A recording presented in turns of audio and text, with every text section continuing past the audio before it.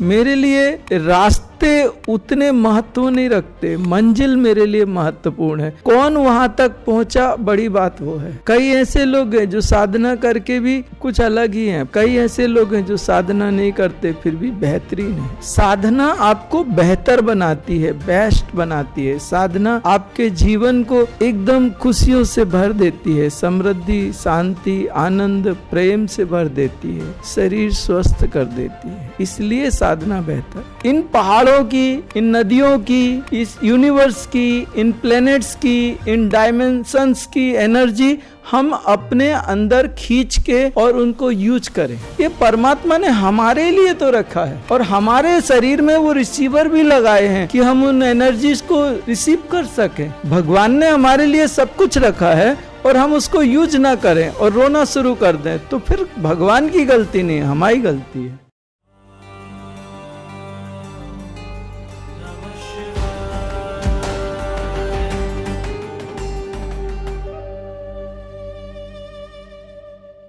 मजबूर और मजबूत एक ही अक्षर है, रा की जगह ता है, लेकिन एक अक्षर की व्याख्या बहुत बड़ी हो जाती है। इस चीज को समझना। और ऐसी मजबूरियां आपने अपने जीवन में कई बार कहीं कहीं देखी होंगी, बहुत सारी जगह। ये मजबूरियां जितनी कम कर सकते हो उतनी कम करो। तुम खुदा ना बनो, लेकिन एक इंसान तो ठीक ठाक बन जाओ। हर कोई थोड़ी खुदा होता है, लेकिन हम अपने आप में भी तो एक कुछ बेहतर जिंदगी जी सके, एक अच्छी जिंदगी जी सके, जिसपे हमें लगे कि हाँ यार ठीक ठाक है, ओके, नो प्रॉब्लम। आपने सिर्फ उतनी ही जिंदगी जी है जितनी आपने हंसी खुशी जी है। बाकी की जिंदगी तो आपने गुजारी है मजबूरी से। ये जो मजबूरी से गुजारनी है और जो हंसी खुशी जिंदगी जीनी है, इन दोनों में बड़ा अंतर है। जिसको तुमने अपनों के साथ में हंसते खेलते मुस्कुराते एकदम एंजॉय करते हुए जो समय तुमने गुजारा वो तुम्हारा अपना है, उसको तुमने जिया है। बाकी का तो काटा है, बाकी का खराब किया है। वो समय आप करोड़ रुपया भी दे दो तो वापस नहीं आएगा। वो कितना भी कोई भी बड़ा से बड़ा योगी हो, बड़े से बड़ा समृद्ध हो, धनी हो, वो समय वापस नहीं ला सकता। वो जो गुजर गया तुम्हारे जीवन से, तुम्हारी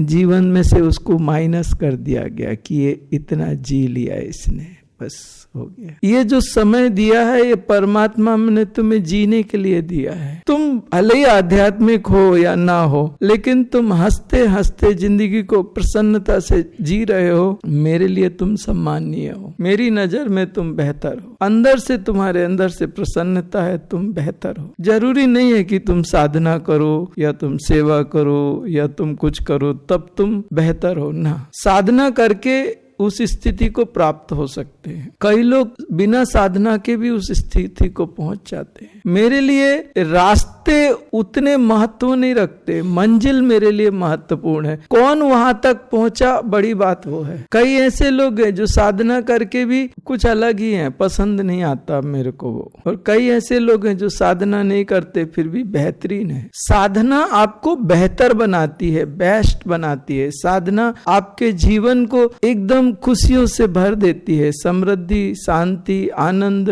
प्रेम से भर देती है, शरीर स्वस्थ कर देती है। इसलिए साधना बेहतर है। लेकिन साधना सिर्फ एक सीढ़ी है, एक रास्ता है। साधना एक मंजिल नहीं है, वो प्राप्ति है, वही मंजिल है। इसलिए साधना मुझे अत्यंत प्रिय है। योग का मतलब है जुड़ जाना। जो कुछ भी यूनिवर्स में है आप उससे जुड़ जाओ। हम जैसे जैसे धीरे धीरे आगे बढ़ेंगे वैसे वैसे एक एक चीज से और ज्यादा जुड़ते जाएंगे, और जब हम जुड़ते जाएंगे तो हम उन प्रॉब्लम्स के ऊपर उठ पाएंगे। जब हम नेचर की एनर्जी को यूज करना शुरू करेंगे तब। नेचर में बहुत एनर्जी है, लेकिन अब जैसे जैसे आधुनिक व्यवस्थाएं आती जा रही हैं हम नेचर से डिस्कनेक्ट होते जा रहे हैं। इन पहाड़ों की, इन नदियों की, इस यूनिवर्स की, इन प्लैनेट्स की, डायमेंशंस की एनर्जी हम अपने अंदर खींच के और उनको यूज करें। ये परमात्मा ने हमारे लिए तो रखा है और हमारे शरीर में वो रिसीवर भी लगाए हैं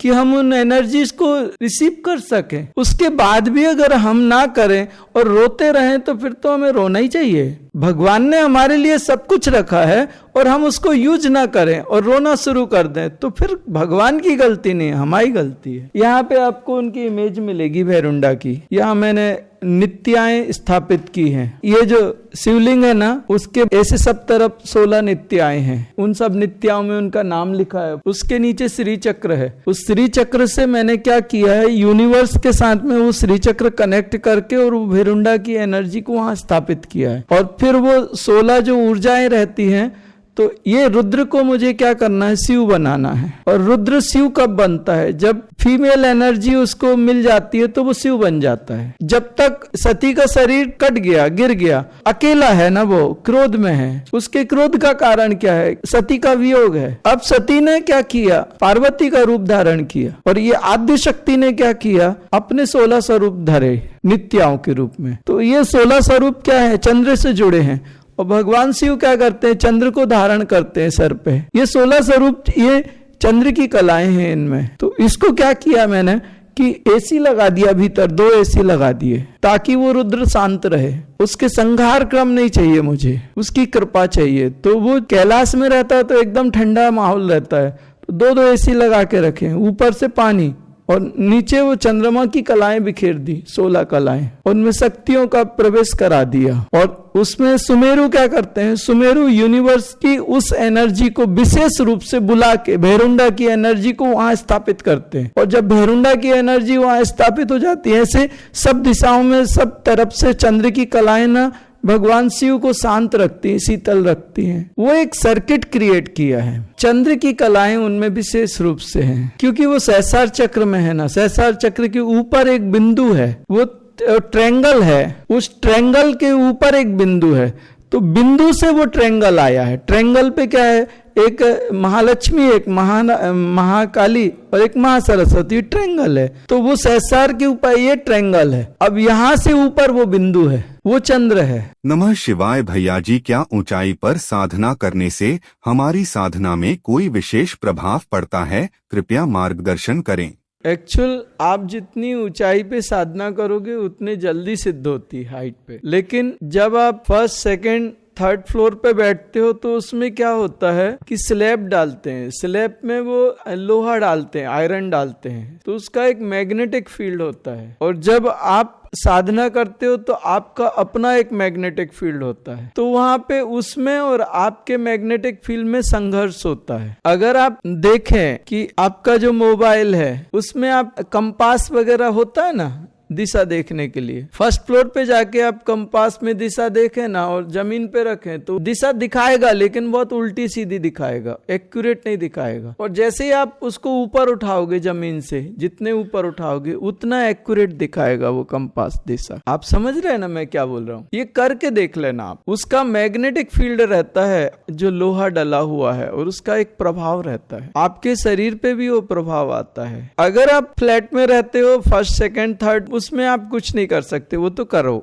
आप कोई दिक्कत नहीं है उसमें। आप अपने मन से वो ग्लानी अलग कर दो कि यार ये है वो है, वो कोई नहीं, वो तुम बैठो, कोई बिंदास बैठो। लेकिन अगर आपके पास आपका घर है और वो ग्राउंड फ्लोर, फर्स्ट फ्लोर है, तो मोस्टली आप कोशिश करो ग्राउंड फ्लोर पे ही बैठो। वो एक्चुअल एनर्जी फील्ड ऐसा नहीं होता कि वो ऐसा आए, वो ऐसा आता है। जो मैग्नेटिक फील्ड होता है ना, वो ऐसे जाता है। हाँ, लेकिन मोटा आसन लगाने से उसका प्रभाव पड़ता है कि जो एक थोड़ा तो अवरोध आता है, मैं मानता हूँ इस चीज को। लेकिन ज्यादा मोटा आसन लगाने से आपको तकलीफ होती है। आपको एक्चुअल क्या होता है कि आप लोगों की जो सिटिंग कैपेसिटी है उसको बढ़ाने का एक तरीका है। सिर्फ एक छोटी सी टॉल रखो और स्पाइनल कार्ड में ये टेल पॉइंट है ना, उसके नीचे बस इतना ये रख लीजिए, कपड़े का हिस्सा, बस इतना ही आना चाहिए। इस पूरे पे बैठ जाओगे कोई वो मतलब नहीं है, सिर्फ इतना कॉर्नर आपके टेल पॉइंट का आना चाहिए। उसमें आपकी, अगर आप 40 मिनट बैठते हो तो 45, 48 मिनट, 50 मिनट हो जाएगी सिटिंग कैपेसिटी।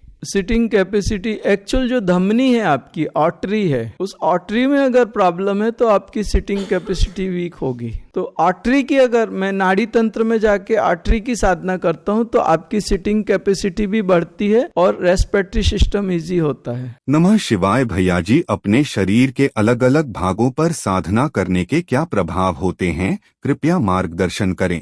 अगर वेंस पे करूँ तो आप यंग हो जाओगे 4-5 साल। आपकी जो बॉडी स्टिफनेस है वो वेंस के कारण है। जो डाइजेशन सिस्टम की प्रॉब्लम है, वेंस आप जब करोगे एकदम पेट एकदम लाइट और लाइट। आपको अगर एज रिवर्स प्रोसेस करनी है, आपको वापस 5 साल 10 साल यंग होना है, एक तो आर्टरी, एक वेंस और एक ब्लड, ये 3 चीजों पे आप काम कर लो, आराम से यंग हो जाओ। वेंस का एक्चुअल क्या होता है, वेंस का तो करना ही पड़ता है मुझे, वेरिकोज होते हैं जिन लोगों को, वेंस का 5 दिन का करना पड़ता है, वो 5-5 साल 10-10 साल यंग होते हैं। ये बॉडी स्टिफनेस जाती है, उससे बॉडी में लचीलापन आता है, डाइजेशन सिस्टम और बेहतर होता है, पित्त बाहर आता है, डाइट बढ़ती है और खाना अच्छे से डाइजेस्ट होता है। और ब्लड के बारे में तो इन लोगों ने वात पित्त और कफ बोला है, लेकिन मैं कहता हूं जितना वात पित्त कफ जरूरी है, उसमें रक्त मुझे उससे भी कम नहीं लगा, कहीं से भी कम नहीं लगा रक्त। जब मैंने रक्त पे काम किया, तो जब किसी को फिजिकल वीकनेस होती है तो मैं रक्त पे काम करता हूँ और रक्त में फायर एलिमेंट बढ़ाता हूँ, ऐसा हो जाता आदमी। जब मैं रक्त पे काम करता हूँ, दीवालों में ऐसे मारता हूँ हाथ, अपने आप वो पागलपन आता है, ऐसे दीवालों को जोर से ऐसे धोड़ धाड़ करके मारता हूँ। कहते हैं ना उसका खून गर्म है, गर्म खून है, वो एक्चुअल रक्त में फायर एलिमेंट इंक्रीज करते हैं। रक्त की साधनाएं बहुत विस्तृत हैं, व्यापक है, उससे कई साधनाएं ऐसी है जिनको रक्त में करने से मन एकदम गहरे ध्यान में जाता है। रक्त पे थोड़ी साधनाएं बहुत लंबी चौड़ी है, तो ये सिर्फ आर्टरी है, आपको इसकी जो अनुभूति हुई हो। लेकिन ये मैं जब भी इस पे थोड़ा ज्यादा साधना करता हूँ या थोड़ा साधना करता हूँ, तो एक तो रेस्पिरेटरी सिस्टम आप देखो, श्वास लेके अभी थोड़ा खाली होगा। अभी इसी को रिपीट अगर किया जाए और बार बार रिपीट किया जाए तो और इसके हर टाइम मल्टीप्लाई होता जाता है वो एनर्जी। और इस बार मुझे लगता है कि आपकी सिटिंग कैपेसिटी थोड़ी बड़ी होगी सबकी ना, तो इसी को अगर रिपीटेशन से किया जाए तो आपकी सिटिंग कैपेसिटी बहुत लंबी जा सकती है। एक्चुअल क्या करते हैं हम लोग, जैसे अभी आप थोड़े से और आगे जाओगे ना, तो हस्बैंड वाइफ होते हैं ना, तो एक काम क्या करते हैं, एक को बोलते हैं तुम वेरिकोज करो, एक को बोलते हैं तुम आर्टरी करो, और दोनों एक दूसरे के ऊपर ऐसे हाथ रख देते हैं, ऐसे आमने सामने बैठ के, और ये वेरिकोज कर रहा है तो इसके शरीर में अपने आप वेरिकोज चल रहा है, ये आर्टरी कर रहा है तो इसके शरीर में चल रही है, इसके भी शरीर में चल रही है। आमने सामने बिठा देते हैं और एक इसका लेफ्ट हैंड, इसका राइट हैंड, इसका राइट हैंड, उसका लेफ्ट हैंड, ऐसे करके दोनों एक पे कैसे हाथ रख के बैठते हैं। एक वेरिकोज कर रहा है, एक आर्टरी कर रहा है, दोनों एक साथ कर रहे हैं एक ही समय में, तो वो दोनों के अंदर वो चलती है, दोनों एनर्जी एक साथ चलती है एक समय में।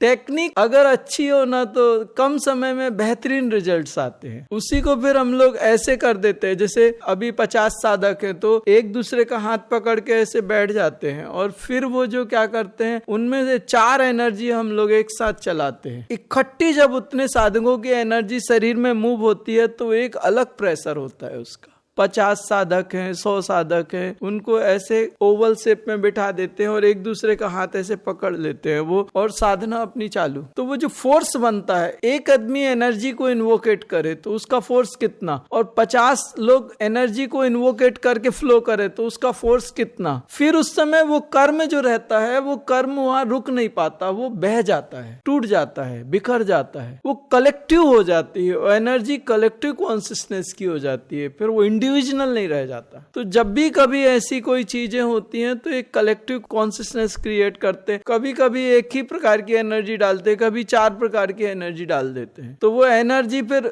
पूरे ग्रुप में डिफरेंट टाइप की एनर्जी सब साधकों में एक साथ काम करती है और रिजल्ट्स बड़े बेहतरीन आते हैं। तो ये साधना करने के अपने अपने तरीके हैं। नमः शिवाय। भैया जी, आप जब हमें साधना विद्या देते हैं तो महाविद्याओं जैसी बड़ी साधनाओं का ज्ञान शुरुआत में ही क्यों नहीं देते हैं? कृपया मार्गदर्शन करें।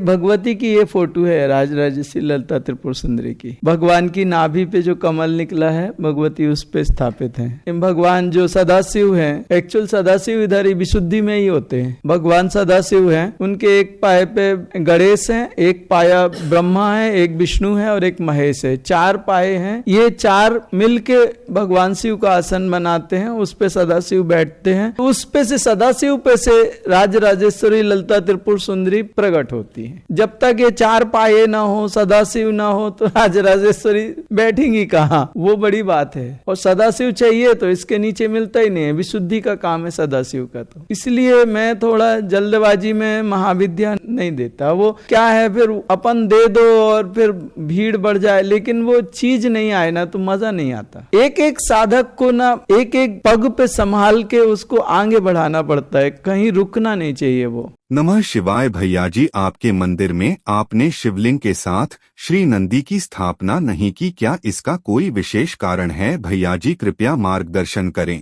कोई भी बड़े साधक जब लिंग स्थापना करेगा नंदी नहीं रखेगा। साधना में प्रॉब्लम करते हैं, वो साधना में प्रॉब्लम होती है। वो सारी चीजें हैं दोस्त, जब तक इनको समझ ना होना तो ये हो ही नहीं सकती, बिना गुरु के संभव ही नहीं है। ये इनके सीक्रेट्स इतने ना सॉलिड सीक्रेट्स हैं इनके।